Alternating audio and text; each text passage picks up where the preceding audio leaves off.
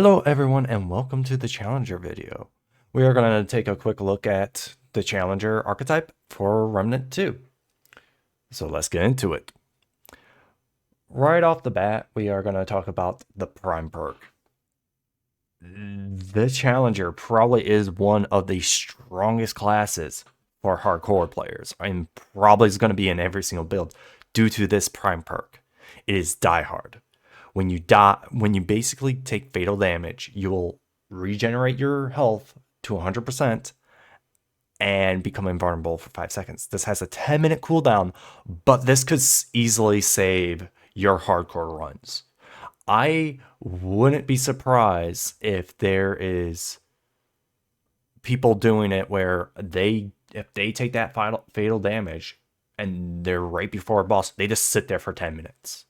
They just sit there waiting so that you have that Prime perk. Now, if you're doing a speed run, then that comes into skill and all that. And Challenger might not be the best pick due to that, but Challenger is probably going to be the pick that everyone's going to do for hardcore runs, especially if you get Gunslinger early. You get two classes. You get the Gunslinger and the Challenger. You're set and go. You're supposed to have those two. Now let's stop gushing about the Prime perk. Let's go on to the damage perk.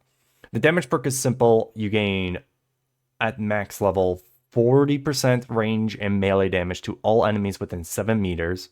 Damaging tapers off until 13 meters, and critical chance is increased up to 10% at the same range.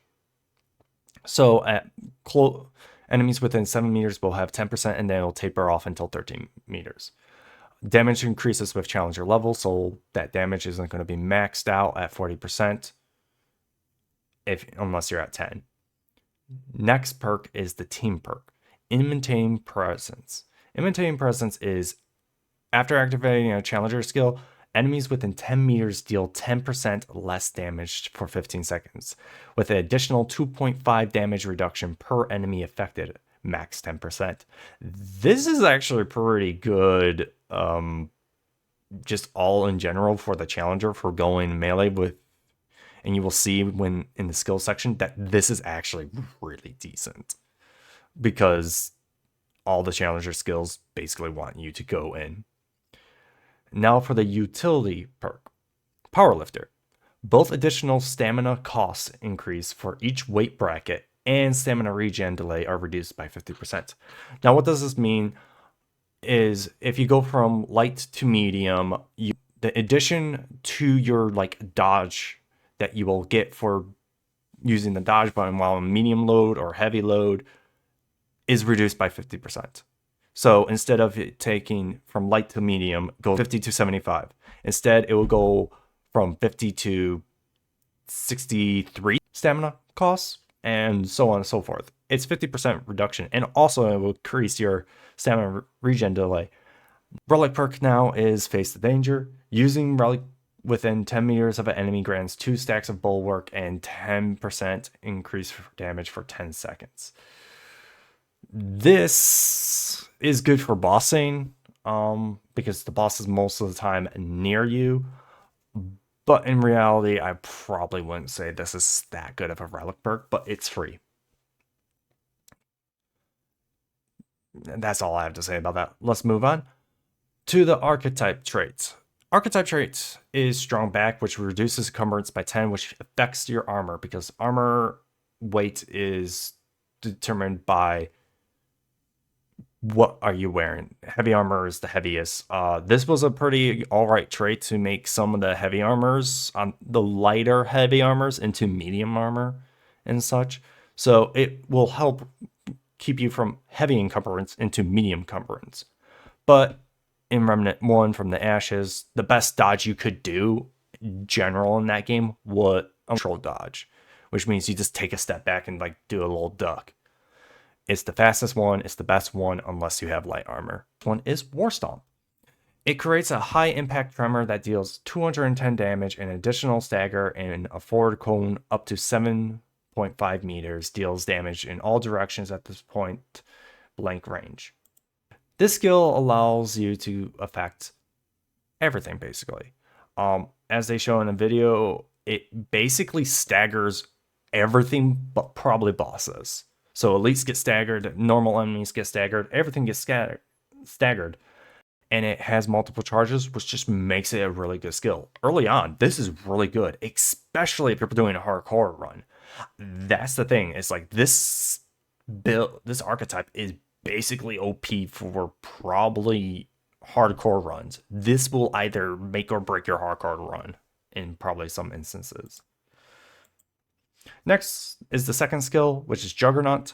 Become nearly unstoppable, gain Bulwark level 3, 15% increased movement speed and melee speed, and 50% increased melee damage. Stagger damage is reduced by 1, last 25 seconds. This is a pretty damn good buff. As they show in the video and all that, you do not get staggered. The reduction by 1 is just there. It's either 1 or 0. There's no in between. So your stagger, you don't stagger during these 25 seconds. You gain credible armor, which is Bulwark level 3. You increase movement speed and melee speed, and you get increased to melee damage, which makes melee builds really good. But even then, you probably don't need to do a melee build. You probably got good enough stuff being close range with this build. Juggernaut seems really good, but I probably still go with War Stomp because that stagger is just really nice and it's a front cone for you. That stops a lot of stuff. But Juggernaut can be really useful for bossing, and I believe you can switch up skills in the middle right before the boss fight. So Juggernaut will be better for that, but War Stomp seems pretty good. Now we get to the skill that I'm like, this is the crux of the build. If you get to this skill, you'll be freaking set. I don't know why you would switch off of it. Rampage. You enter a heightened state of battle, which increases fire rate by 15%, reload speed by 20%, and movement speed by 10%, lasts 20 seconds. Dealing high damage to enemies grants 1 stack of rage, which increases range damage by 5% per stack. Upon reaching 10 stacks, the Challenger goes berserk, which reloads their current firearm and doubles the rampage effects for 20 seconds.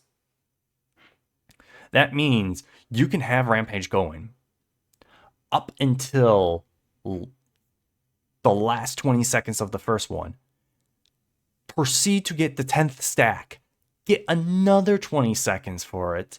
And then you will have basically 50% range damage, 30% fire rate, 40% reload speed, and 20% movement speed. This is insanely good. Especially if you're using a weapon that's like a one-shot close range weapon. That is insane amount of damage. Reason why I say one-shot close range weapon is because in Remnant 1, if you used a one-shot weapon, it had incredible damage. It was ridiculous of how much damage it dealt. And this will just make it even stronger.